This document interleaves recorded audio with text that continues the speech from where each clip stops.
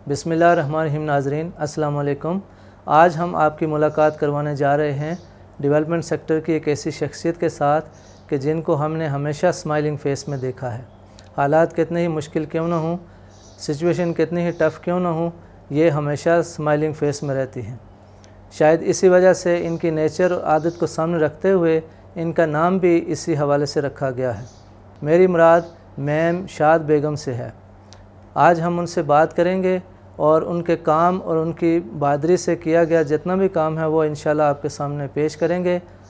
हम शुक्रिया अदा करते हैं मैम का कि उन्होंने हमें टाइम दिया। अस्सलाम वालेकुम मैम। वालेकुम सलाम। आपका बहुत बहुत शुक्रिया, आपने हमें इंटरव्यू के लिए टाइम दिया। तो हम आपसे अपनी गुफ्तगू का आगाज़ आपके ज़ाती तारुफ से करेंगे। आपने 20 साल से ज़्यादा अरसा डेवलपमेंट सेक्टर में गुजारा है, तो ब्रीफली हमारे नाज़रीन को बताइए कि आपने क्या क्या काम किए हैं, इस सेक्टर में आप कैसे आई हैं और क्या क्या अचीवमेंट्स आपकी हैं। सही। बिस्मिल्लाहिर्रहमानिर्रहीम। सबसे पहले आपका बहुत बहुत शुक्रिया, आप अपनी टीम के साथ मेरे ऑफ़िस आए और आप लोगों ने इतना अच्छा काम शुरू किया है कि आप डेवलपमेंट सेक्टर के लोगों के काम को हाईलाइट कर रहे हैं, जो कि एक बहुत अच्छी काविश है। इसको जितना भी सराहा जाए कम है। जहाँ तक मेरा ताल्लुक़ है तो नाम आपने मेरा बता दिया है, नाम मेरा शाद बेगम है। ताल्लुक़ मेरा बेसिकली लोअर दीर से है और मैं 9th में मैं पढ़ती थी, बल्कि उससे पहले भी अगर मैं कहूँ कि मैं बचपन में से ही अपने वालिद के साथ वहाँ पे जरगे होते थे। अगर वो किसी पॉलिटिकल गैदरिंग्स में जाते थे या अपने वो क्लिनिक में बैठते थे, जहाँ भी वो जाते थे तो उनकी कोशिश होती थी कि वो मुझे हमेशा साथ रखते थे।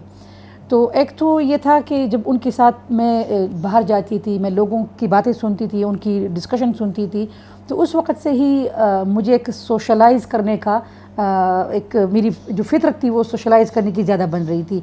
लोगों के साथ बात करना, लोगों के साथ घुलना मिलना, वो मेरे नेचर में उस वक़्त शायद अंदर कहीं था, लेकिन उसको मौका मिल रहा था कि वो बाहर निकल के आ रहा था।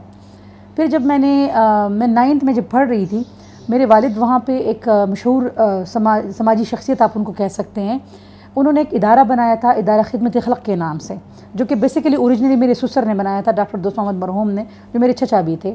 उनकी वफ़ात के बाद मेरे वालिद साहब ने उन्होंने इस इदारे को संभाला। जब इदारा खिदमत खल्क़ दीर में वहाँ पे तलाश में एक छोटा सा वैली उसको हम कहते हैं, जो कि 92 विलेजेस पर मुश्तमिल है, उस इलाके में जब वो काम करते थे तो काम के दौरान उनको अक्सर ख़वातीन की तरफ से भी इश्यूज़ आते थे, रिपोर्ट होती थी।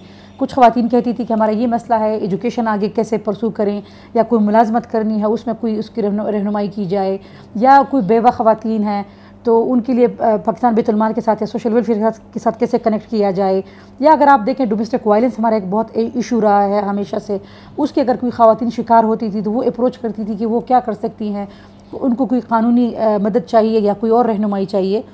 इनके पास जब इस तरह के केसेस आते थे तो उनको बड़ा मसला होता था, क्योंकि आज भी हमारे खैबर पख्तूनख्वा में ऐसे बहुत सारे इलाके हैं जहाँ पे मर्द जो हैं वो ख़वातीन के पास जाके उनकी इश्यूज़ पे बात नहीं कर सकते, ना उनके साथ वो कम्युनिकेशन कर सकते हैं।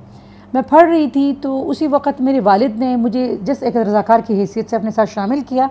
उस वक़्त सिर्फ मैं नहीं थी, बहुत सारे जो उनका इदारा था, इदारा खिदमत खल्क़, उसमें और बहुत सारे मेंबर्स ने भी अपने घर में अपनी बेटी बहन या बीवी को अपने साथ मिला लिया।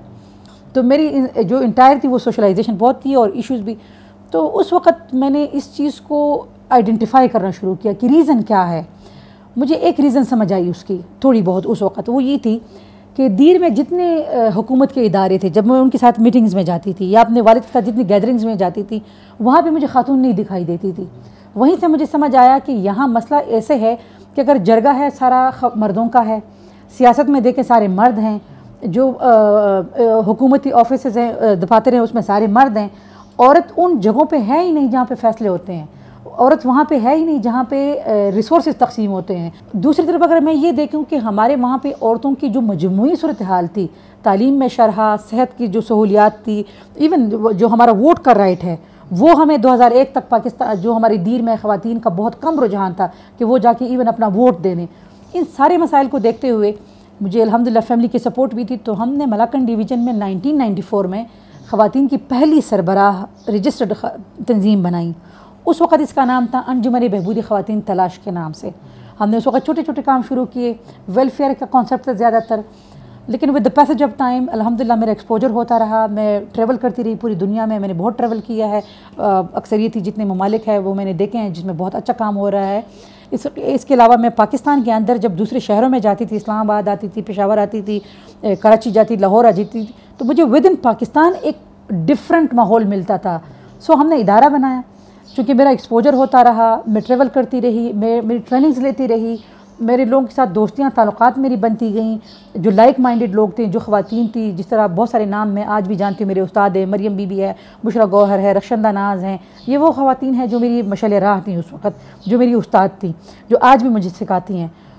वो चीज़ें मैं यहाँ सीखती थी और मैं उसको जाके दीर में रेप्लिकेट करती थी। और वहीं पर मेरा ये कॉन्सेप्ट भी बदला कि दीर में मैं वेलफेयर पे काम नहीं कर सकती। वेलफेयर पे काम करते हुए हम यहाँ पे लोगों की सोच नहीं बदल सकते, हमें डेवलपमेंट पे काम करना पड़ेगा और सस्टेनेबल डेवलपमेंट पे काम करना पड़ेगा। और उसमें यही कॉन्सेप्ट है कि किसी को खैरात देना, किसी को डोनेशन देना इज़ नॉट डेवलपमेंट। डेवलपमेंट ये है कि आप किसी को हुनर सिखाएं, उसको आप वो एतमाद दें, उसको आप इस एबल करें कि वो उसके अंदर जो सलाहियतें हैं वो उसको ख़ुद इस्तेमाल करने के काबिल हों और वो ख़ुद भी अपने पाँव पे खड़े हों और वो दूसरे और 2-3 लोगों को साथ में मिलाएं। वो सफ़र जारी है। अब अल्हम्दुलिल्लाह इनिशियली हमारा काम लोअर दीर में था, फिर हमने एक्सपेंड किया अपर दीर, शांगला, बुनियर, स्वात, इन जगहों पे किया। फिर इवन हज़ारा डिवीज़न में हमने काम किया है। IDPs के दौरान हमने पेशावर, मर्दान साहबी में बहुत काम किया है। फ़ाटा में जो अभी एक्स फ़ाटा था, अभी जो मर्ज हुआ है, उसमें भी छोटे मोटे काम किए हैं। लेकिन आज भी अगर मुझसे कोई प्रायोरिटी की बात करता है तो मलकन डिवीज़न इज़ माई प्रायोरिटी, क्योंकि वहाँ पे जो इंसानी डिज़ास्टर्स हैं, मैन मेड डिज़ास्टर जो हैं और जो नेचुरल डिज़ास्टर्स हैं, उसने जितने हमारी ज़िंदगियाँ ख़राब की हैं, बहुत काम की अभी भी ज़रूरत है। तो सफ़र हमारा जारी है और हमारा काम आगे भी चलता रहेगा। लेकिन ये है कि मोटिवेशन उसी तरह से है जिस तरह पहले दिन मैंने काम शुरू किया था।